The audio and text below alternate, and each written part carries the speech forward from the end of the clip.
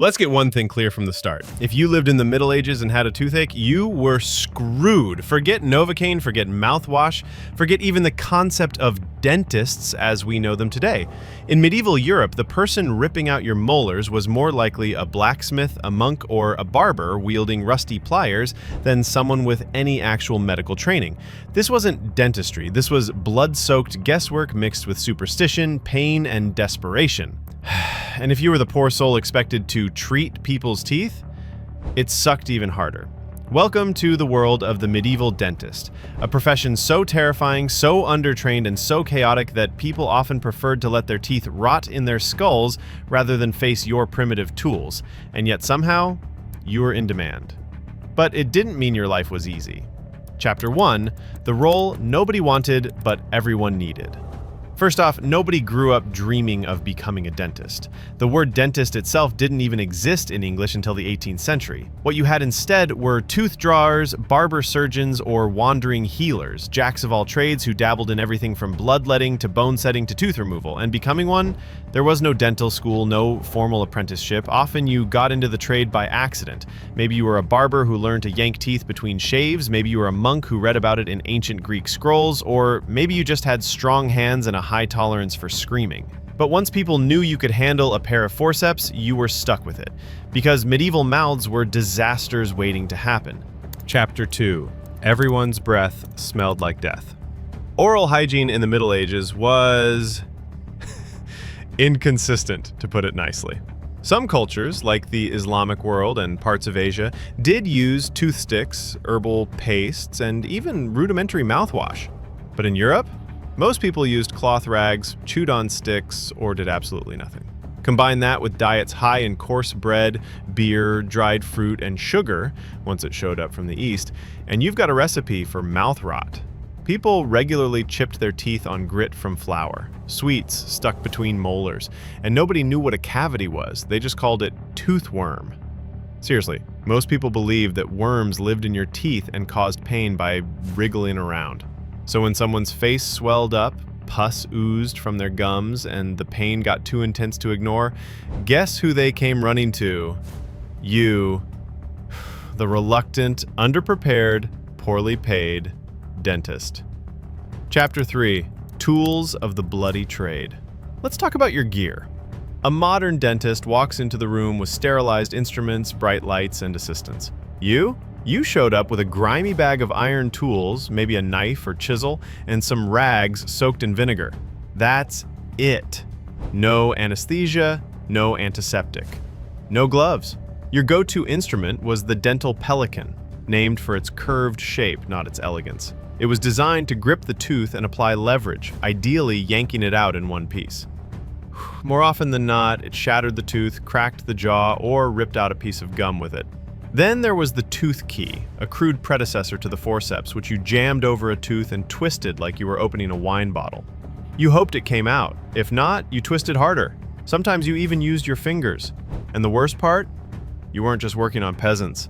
Nobles wanted your help too. And if you botched the procedure on a baron or bishop, let's just say you might be next in line for execution. Chapter 4. Pain was the norm, not the problem. You knew the patient was going to scream. That wasn't the issue. The issue was keeping them still.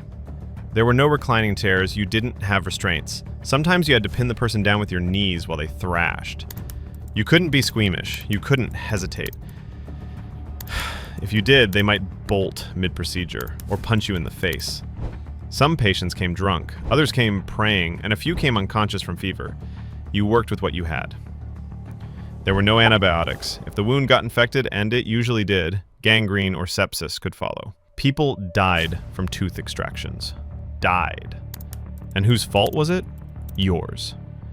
Even if the tooth was already rotting through the skull. Chapter 5. Superstition made it worse. Not only were you a medieval dentist, you were also expected to battle demons. Many believed toothaches were caused by sin, possession, or imbalance of the four humors: blood, phlegm, black bile, yellow bile. Some swore by burning herbs, others by whispering charms. There were magical amulets to ease tooth pain, and churches with relics of saints who supposedly healed dental issues. Some people believed if you wrote certain Bible verses on parchment and held it to your cheek, the pain would stop. And when those methods failed, guess who got blamed for failing to expel the demon? That's right, you, the tooth devil. You were often caught between religious leaders who distrusted you, patients who feared you, and skeptics who thought you were just a scam artist. And honestly, sometimes you were. Because guess what? If you found something that worked once, even by accident, you repeated it, no matter how painful, no matter how unscientific. Chapter 6. Traveling Tooth Pullers and Public Shows. To earn a living, many medieval dentists became showmen. You had to.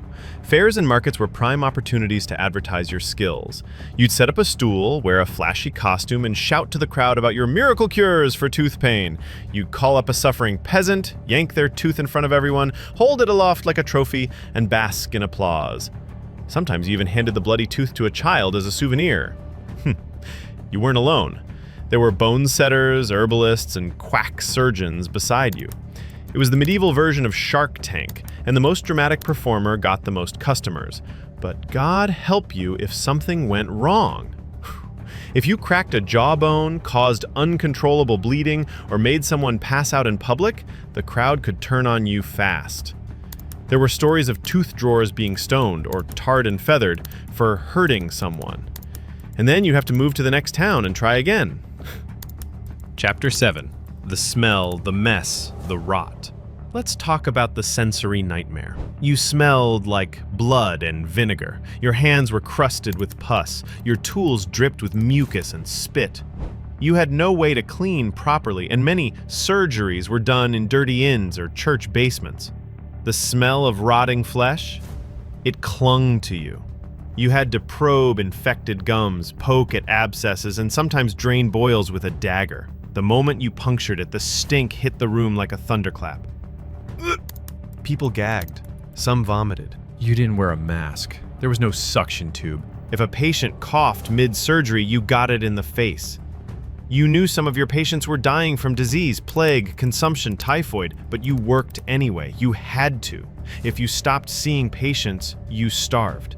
And in the back of your mind, you always wondered, would this be the patient who finally infected you? Chapter 8.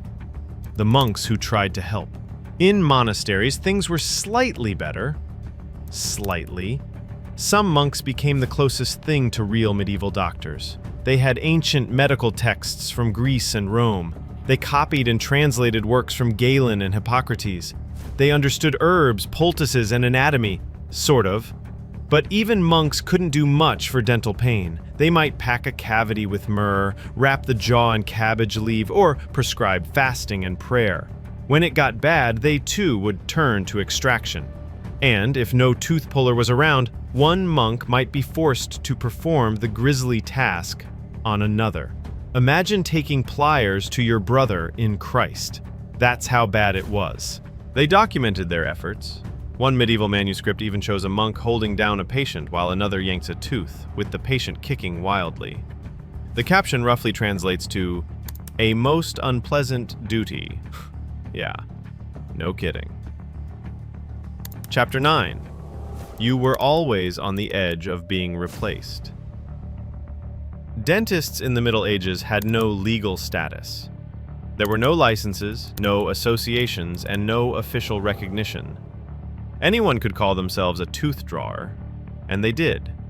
You constantly fought for credibility. Herbalists claimed they could cure dental rot with onions. Traveling mystics sold potions that banished the worm. Women with no training claimed to have healing hands and stole your customers. And sometimes, they worked better than you. Your tools were crude. Your methods were brutal. Your patients often left bloodied and traumatized. So if someone offered a painless cure, no matter how fake, it was tempting. You couldn't afford to rest. You had to constantly prove your worth with loud public displays, wild claims, or fake testimonials.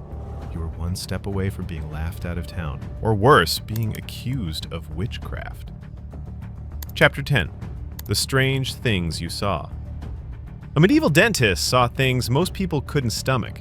He pulled teeth with worms in them, actual maggots feeding on rot. You dug into cheeks swollen to the size of melons. You saw men with tumors, mistaken for bad molars, mouths black with gangrene, and gums that bled for days. You once pulled a tooth, and the jawbone came with it. You watched a child die in your arms from infection. You saw a woman whose toothache was actually advanced jaw cancer. You didn't have the words for it. You just knew there was nothing you could do. And you carried all of it. Alone. There were no support groups, no colleagues, no education, no journal articles, just instinct, guts, and the hope that your hand wouldn't slip. Chapter 11. The end of the road. Being a medieval dentist was lonely, dangerous, disgusting work. You weren't honored, you weren't rich, you weren't even liked. When you died, people remembered your painful pulls more than your successful saves. You might be buried with your tools in a pauper's grave, or if you were unlucky, your name lived on as a cautionary tale. Don't let the tooth man get you. But you kept going. Thoughtful. Because people needed you. You were the last resort between agony and madness, between infection and death. And even though it sucked to be you, you helped people. Sometimes. Even if they screamed, even if they bled, even if you had no idea what you were doing, you were the medieval dentist. And God help anyone with a toothache who didn't have one.